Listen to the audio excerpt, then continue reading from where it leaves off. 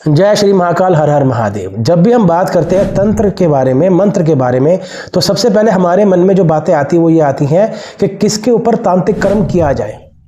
किसी को बांधना, किसी को वश में करना, किसी एंटिटी की साधना करना, उससे कुछ फल प्राप्त करना, अपने शत्रुओं का नाश करना।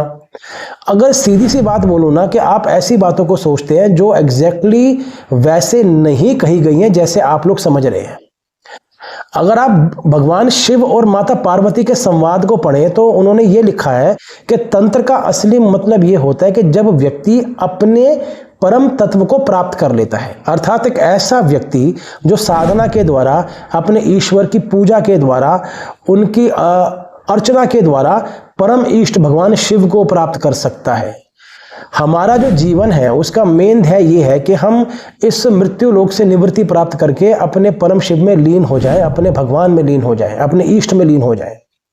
लेकिन आज के ज़माने में जहाँ पे व्यक्ति को ये बताना चाहिए कि आपका मुख्य जो गणतव्य है वो अपने इष्ट की प्राप्ति है, ना कि आप किसी एंटिटी की साधना कर रहे हो।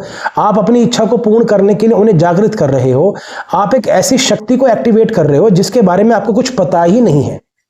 और सबसे बड़ी दिक्कत तो क्या है कि मात्र किसी भी पुस्तक के द्वारा आप पढ़ के उन पे काम कर रहे हो। आपके पास कोई गुरु ही नहीं है, अर्थात किसी के द्वारा आप दीक्षित भी नहीं हो और आप इस लेवल पे काम करना चाह रहे हो, तो ये भी ठीक नहीं है।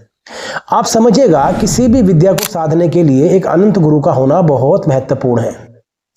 यदि आपके मन में लिप्सा है कि चलो हम किसी एंटिटी की साधना कर लेते हैं, उनको साधते हैं, तो मैं आपसे कहूंगा कि पहली बात तो ये लालच नहीं होना चाहिए। सीधी बात तो ये बात बोलूंगा आपसे मैं कि यदि शास्त्र की बात करूं तो आपके अंदर ये लालच नहीं होना चाहिए कि आपको किसी एंटिटी को साधना है, आपको उनसे अपनी इच्छाएं पूर्ण करनी है।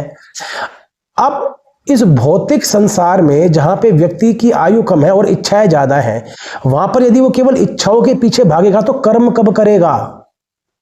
तो कर्म के लिए हमारे पास समय ही नहीं रहता। और इसके बाद क्या दिक्कतें आती हैं कि जीवन में कई साल खराब होने के बाद व्यक्ति जब भी भटकता रहता है।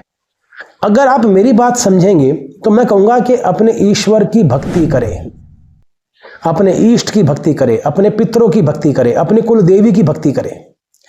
मात्र शक्तियों के द्वारा यदि आप प्राप्त करना चाहते हैं तो आप समझ जाइएगा ये जो यात्राएं हैं वो इतनी सरल नहीं है जितनी आपको दिखती हैं। मात्र एक रील पे 59 मिनट का एक शॉर्ट देख के आप प्लान कर लेते हैं कि मुझे इसकी साधना करनी है। ये इतना आसान नहीं है।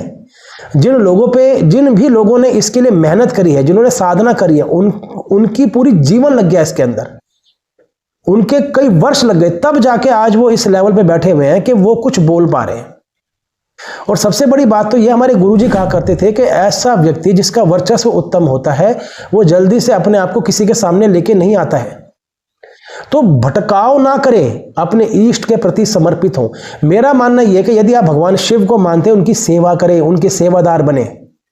यदि आप भगवान हरि को मानते हैं तो उनके सेवादार बने। यदि आप माता काली को मानते हैं तो उनकी पूजा किसी सिद्धि के लिए ना करें, उनकी सेवा करें। यदि आप हनुमान जी को मानते हैं, उनके श्री चरणों में बैठे राम जी का जाप करें। अपने इस जन्म को बैलेंस करें, अपने इस जन्म को तार लें। हम सब कुछ कर रहे हैं लेकिन इस मृत्यु लोक से निवृत्ति प्राप्त करने का रास्ता नहीं ढूंढ रहे हैं।